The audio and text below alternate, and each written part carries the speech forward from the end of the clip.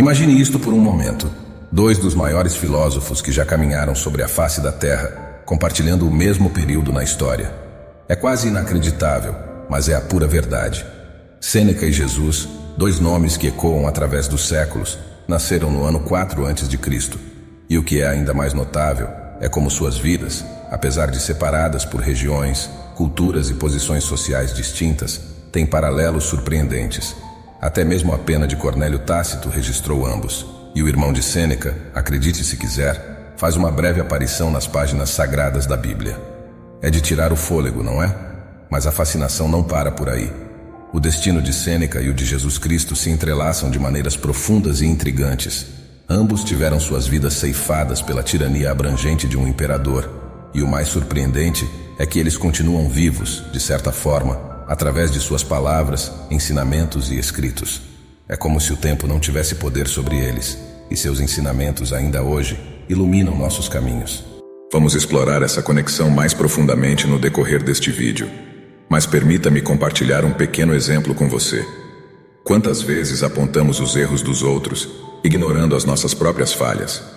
Jesus, com sua sabedoria única, nos questionou sobre isso perguntando: por que você vê o argueiro no olho do seu irmão e não repara na trave que está no seu próprio olho? Claro, é importante frisar que não estamos aqui para comparar Sêneca a Jesus Cristo, pois há uma clara diferença entre um homem imperfeito e contraditório como Sêneca e Jesus, que, dependendo de suas crenças, era simultaneamente um homem e o próprio Deus vivendo entre nós. No entanto, podemos afirmar com convicção que ambos viveram vidas verdadeiramente magníficas, deixando um legado de ensinamentos para que nós, mesmo séculos depois, possamos considerar e questionar em busca da sabedoria que transcende o tempo. Embarque conosco nesta jornada fascinante, enquanto exploramos as profundas semelhanças entre o estoicismo e o cristianismo. Este vídeo é um convite para você, um convite a explorar essas conexões que, embora surpreendentes, moldaram o nosso entendimento do mundo e da existência. Sinta-se à vontade para revisitar este conteúdo, pois a riqueza dessas ideias merece ser absorvida plenamente. Tudo começa com uma figura profética singular, Jesus, cuja mensagem seria enriquecida e propagada por Paulo, o apóstolo, e seus seguidores. Paulo, nascido apenas alguns anos após Jesus, era um fariseu judeu imerso nos ensinamentos filosóficos dos estoicos. Imagine essa viagem no tempo. Paulo, nascido em Tarso, Cilícia, um local que também viu nascer mentes brilhantes como Crisipo e Atenodoro. Enquanto ele viajava pelas águas do Mediterrâneo, divulgando os ensinamentos de Jesus, estava constantemente mergulhado em diálogos com os estoicos, absorvendo sua sabedoria milenar.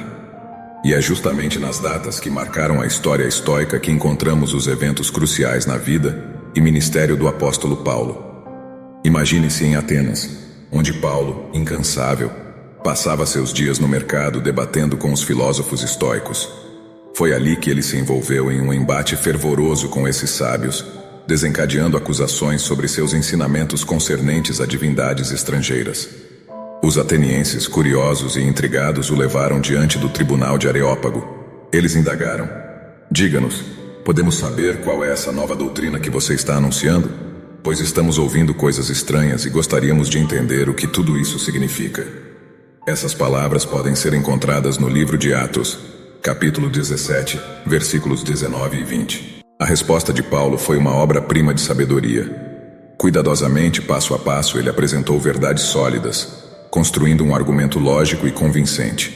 Ele não teve a oportunidade de concluir seu discurso, pois quando mencionou a ressurreição dos mortos, alguns zombaram dele, mas outros manifestaram interesse em ouvir mais.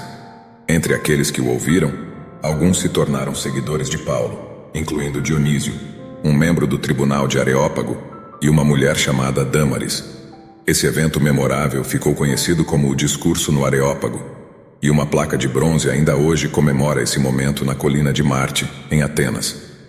Este foi apenas o início de uma jornada fascinante, na qual o cristianismo começou a se entrelaçar com o estoicismo, duas filosofias que, apesar de suas diferenças, compartilhavam pontos de convergência que moldariam o pensamento de gerações futuras. E esta é apenas a primeira parte desta história incrível. Continue conosco enquanto exploramos esses paralelos surpreendentes que ecoam através dos séculos. Paulo não conseguiu concluir seu discurso porque, quando ouviram falar da ressurreição dos mortos, alguns zombaram, mas outros disseram: "A respeito disso te ouviremos outra vez." Então Paulo deixou o conselho, e algumas pessoas se tornaram seguidoras de Paulo e acreditaram. Entre elas estava Dionísio, membro do Areópago, e uma mulher chamada Damaris, e várias outras pessoas. Nesse famoso discurso, que ficou conhecido como o Discurso no Monte Mar, Paulo elogiou sua audiência por sua religiosidade, enquanto repreendeu sua devoção junto a deuses desconhecidos. Ele apelou para um único Deus Criador que fez tudo ao nosso redor e tem poder sobre o céu e a terra, dando vida, respiração e tudo mais a todos os mortais. E ele acrescentou que esse Deus que buscamos não está longe de nenhum de nós, pois nele vivemos, nos movemos e existimos, já que também somos sua descendência. Atualmente há uma placa de bronze no Monte Mar que comemora esse evento e contém o discurso do apóstolo Paulo. Ao apresentar essas ideias sobre um Criador que tem poder sobre tudo e de quem somos descendentes, Paulo está citando em parte as palavras do brilhante filósofo estoico Cleantes, o hino a Zeus. A defesa de Paulo, baseada em parte na teologia estoica, converteu um membro da corte, Dionísio, e muitos outros presentes. Dionísio se tornaria o primeiro bispo cristão de Atenas e ainda é considerado o santo padroeiro da cidade, visto como protetor do judiciário. Em seguida, Paulo se move para Acaia, onde Galho, irmão de Sêneca, era governador em 52 d.C. Assim como Sêneca foi chamado de volta do exílio para servir como tutor do jovem Nero, Paulo foi acusado e levado a julgamento pelos judeus. Podemos ver esse relato na Bíblia, em Atos 18, versículos 12 e 13, onde os judeus disseram: "Este persuade os homens a adorarem a Deus contra a lei." No entanto, Paulo foi levado diante de Galho, que rejeitou as acusações contra ele, absolvendo-o. Administração e estoicismo e cristianismo, compatíveis? Quando Nero se tornou imperador aos 16 anos, Sêneca se tornou o conselheiro do imperador. Sua primeira tarefa foi escrever discursos para Nero, a fim de convencer Roma de que não era completamente insensato dar a uma criança poderes quase divinos sobre milhões de pessoas. Infelizmente, o tempo revelou rapidamente que Nero era perturbado e problemático. Em 64 d.C., o grande incêndio atingiu a cidade de Roma, impulsionado por ventos fortes, destruindo mais de 2/3 da cidade. Deixaremos para desenvolver melhor esse momento histórico em um futuro vídeo. Continuando, dado que o imperador Nero, um estudante de Sêneca, ordenou o decapitamento do apóstolo Paulo no mesmo ano, você pode pensar que o estoicismo e o cristianismo claramente não são compatíveis. No entanto, só conseguimos ver alguns casos isolados de conflitos entre essas duas partes da história.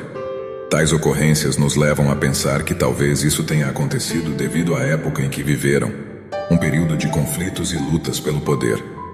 Como Kevin Rowe, professor do Novo Testamento na Universidade Duke, nos Estados Unidos, diz: "O estoicismo tem sido há muito tempo um parceiro de conversação explícito e até próximo para pensadores e santos cristãos." Havia também o autor cristão do segundo século chamado Tertuliano, que se referiu a Sêneca como Sepenoster, um termo latino que significa muitas vezes nosso. Um século depois, Jerônimo removeu o sep e disse que Sêneca era simplesmente noster, significando nosso, em seu livro sobre homens ilustres. Agostinho de Hipona, conhecido pelos católicos como Santo Agostinho, também faz referência a passagens de Sêneca em sua obra A Cidade de Deus. Assim, o debate sobre se um estoico pode ser cristão, ou se um cristão pode ser um estoico, continua até hoje. Foram escritos livros por acadêmicos tentando mesclar estoicismo e cristianismo, assim como livros foram escritos por acadêmicos tentando separá-los. A maioria dos estudiosos parece concordar que é difícil ser tanto estoico quanto cristão ao mesmo tempo, mas eles também concordam que um cristão pode se tornar um cristão melhor lendo os estoicos, e um estoico pode se tornar um estoico melhor e também ser um cristão. Por exemplo, Joseph Dodson, professor associado de estudos bíblicos que escreveu diversos volumes sobre as conexões entre Sêneca e Paulo, cita a linha de Sêneca sobre como devemos buscar a sabedoria em todas as escolas filosóficas. O professor Dodson nos diz: "No meu caso, acredito que Jesus Cristo é o caminho, a verdade e a vida." Admito que sou cético de que alguém possa ser tanto estoico quanto cristão ao mesmo tempo, se levamos suas crenças centrais a sério. Posso afirmar com confiança, no entanto, que Deus usou o que descobri nos estoicos para me tornar uma pessoa melhor e um cristão melhor. Além disso, Evan Voss, doutor em psicologia clínica e autor do livro The Porch and the Cross, Ancient Stoic Wisdom for Modern Christian Living, O Pórtico e a Cruz, Sabedoria Estoica Antiga para a Vida Cristã Moderna, concorda em grande parte com as ideias do professor Dodson. Ele também disse: notei que ao pesquisar para escrever meu livro, os ensinamentos de Epicteto ecoavam em meus ouvidos pela primeira vez. E fiquei surpreso com o quanto suas opiniões sobre questões como casamento, família, aborto e até contracepção se alinhavam com o ensinamento cristão moderno. Não pretendo transformar os estoicos antigos em cristãos. Acredito que os estoicos oferecem lições valiosas para todas as pessoas de fé cristã, outras religiões e não crentes. As semelhanças entre o estoicismo e o cristianismo, tão únicas quanto as circunstâncias individuais de Jesus, Sêneca, Paulo, Rústicos e Justino Mártir, são notáveis. Em última análise, o estoicismo e o cristianismo têm mais em comum do que podemos imaginar. Nas obras de estoicos e cristãos, encontramos lições semelhantes sobre contentamento, amor, disciplina, lidar com paixões, compreender o tempo e a vida, bem como muitos outros aspectos da existência humana. É claro que neste breve vídeo, não pretendemos cobrir todos os aspectos deste debate profundo. Nosso objetivo é destacar a existência deste tema e a importância de apresentá-lo ao público em geral. Muitas vezes, essas conversas ficam restritas ao mundo e os círculos acadêmicos das grandes universidades e renomadas escolas filosóficas ao redor do mundo. Portanto, considerem este um ponto de partida ou uma introdução simples. Agora queremos saber sua opinião. Qual a importância deste debate? E suas impressões quanto para os ensinamentos estoicos, como você vê. Compartilhe conosco suas ideias e percepções. Deixe seus comentários abaixo.